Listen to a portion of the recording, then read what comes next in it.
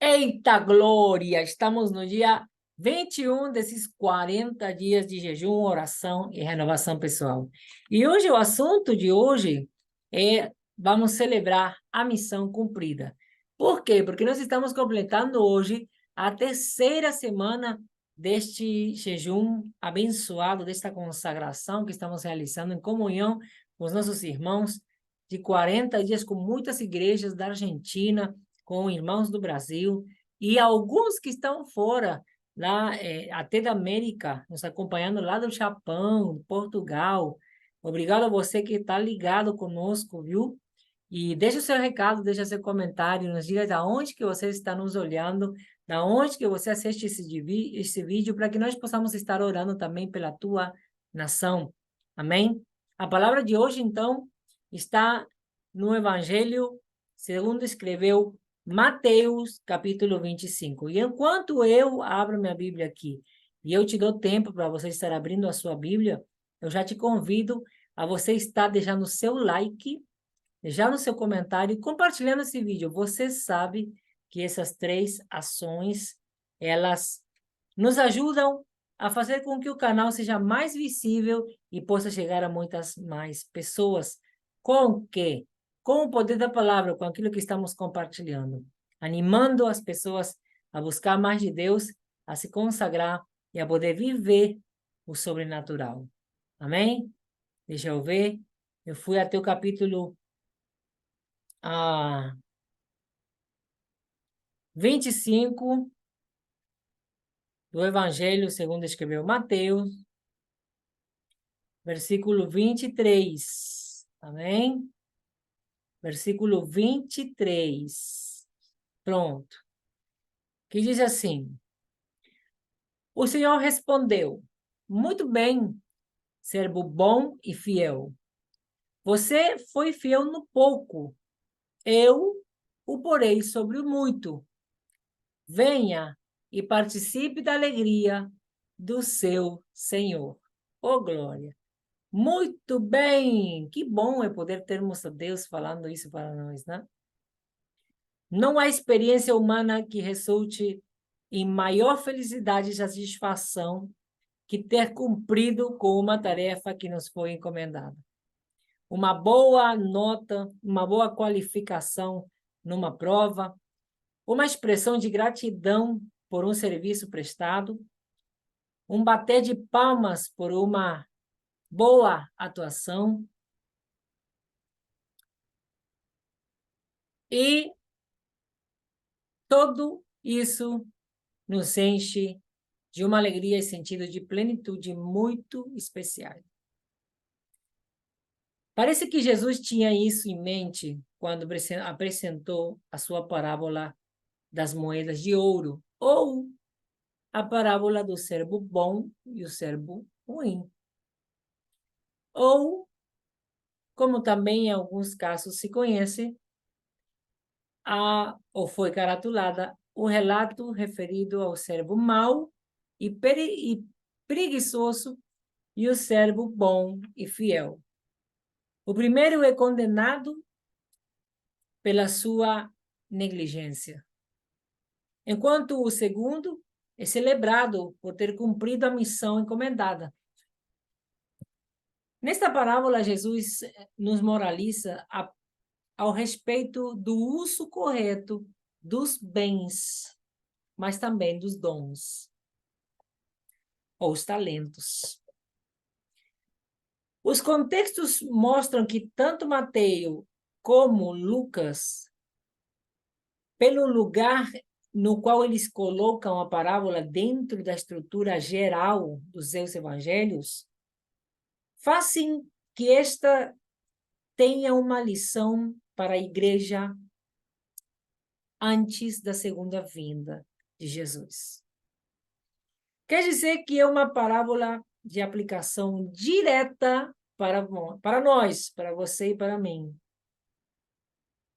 Esta parábola, por ter três personagens, deve ser interpretada seguindo a regra de ouro. Qual, pastor? Presta muita atenção. Primeiro, A regra de 3, perdão. Segundo ela, a ênfase cai em cima do servo que não fez nada com o dinheiro que foi confiado. A quem representa esta personagem? Quem é este servo mau e preguiçoso que se faz merecedor de uma condena desse tipo? A resposta é que este personagem tipifica o piedoso fariseu ou o erudito mestre da lei, que atesourou, guardou a luz que Deus lhe deu, a lei, e guardou para si mesmo, o que devia ter sido para toda a humanidade. Esta atitude de exclusivismo egoísta não deu a Deus nenhum interesse sobre o seu capital, que é o Evangelho. Desde os dias de Esdras, no 444 a.C. de Jesus, os judeus tinham procurado preservar a sua religião de toda influência pagã. Debaixo dos fariseus se desenvolveu um nacionalismo religioso extremo que criou inimizades com outras nações contra Israel. O seu zelo pela pureza da sua religião chegou ao ponto de esterilizá-la. Em seu fanatismo religioso, estes custódios da verdade e da sã doutrina pretendiam, com a sua atitude fundamentalista, que Deus fosse exclusivamente para eles. Esta atitude não só defraudava o Pai, porém que também trazia juízo sobre eles. Agora, o tempo de prestar contas se aproxima. Devemos orar ao Pai pedindo que nos ajude a evitar nos parecer ao servo mau e preguiçoso. Todos corremos o risco e o único que pode nos livrar é o nosso Senhor. Oremos com fervor para que o Espírito Santo nos mova a ser como o servo bom e fiel, que não agiu para ficar bem, porém para honrar ao seu Senhor. É este tipo de servo o que pode desfrutar da sua celebração por ter a missão cumprida.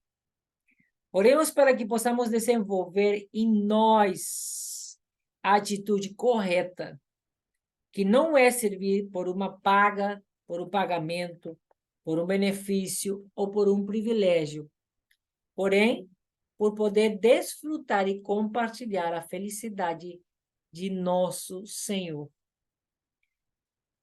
Se nós conseguirmos isto, então receberemos a graça que o nosso Rei nos dê, a cargo de muito mais. Por onde podemos começar a agir? O primeiro que temos que fazer é receber do Senhor os bens que Ele quer nos encomendar. O problema com alguns servos e servas é que não conhecem bem o alcance da graça de Deus. Não produzem o fruto do Espírito Santo e negam a atualidade e vigência dos seus dons. Não discutimos com ele em que, como e quando servi-lo. Nós tomamos a responsabilidade do que ele nos confia, já que nos dá a cada um segundo a capacidade. Segundo escrito em Mateus, capítulo 25, versículo 15. Segundo, comecemos de imediato a utilizar os bens que tem nos dado conforme a sua vontade e vamos produzir o maior fruto que somos capazes de produzir. Terceiro, vamos nos render nós vamos nos render ao Senhor, prestando contas. Prestando contas do uso que temos feito da sua graça, do fruto do Espírito e dos dons sobrenaturais que Ele nos confiou. Quarto, vamos celebrar com o Senhor o privilégio de ter podido servir bem e fielmente, e nos alegrar com Ele pelo cumprimento da missão que Ele nos confiou. E quinto, não nos conformemos com o que temos conquistado, porque Deus continua dando ao seu povo para seguir multiplicando o evangelho por todo o mundo. A pergunta é: qual é a tua posição hoje? Servo mau e preguiçoso ou servo bom e fiel? Nós precisamos ser responsáveis com a nossa vida espiritual, com o nosso serviço, com o nosso relacionamento com Deus, com o nosso agir conforme o reino nessa terra. Nós precisamos ter a oportunidade de nos dar a nós mesmos a oportunidade de celebrarmos cada conquista. A verdadeira conquista é aquela missão cumprida debaixo da obediência de Deus. Eu oro para que Deus possa te dar a força que você precisa. Que você hoje possa estar celebrando conosco o ter realizado, o ter completado essa terceira semana, esses 21 dias de jejum, oração e consagração pessoal.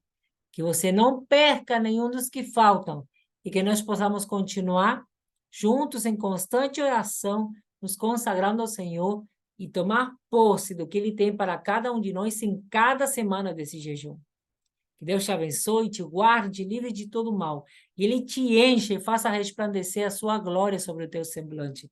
Que você possa dar fruto e fruto em abundância, e seja sempre o servo bom e fiel que produz para o reino de Deus. Que Deus te abençoe e a gente se vê amanhã, no dia número 22 desses 40 dias de jejum, oração e renovação pessoal. Deus te abençoe.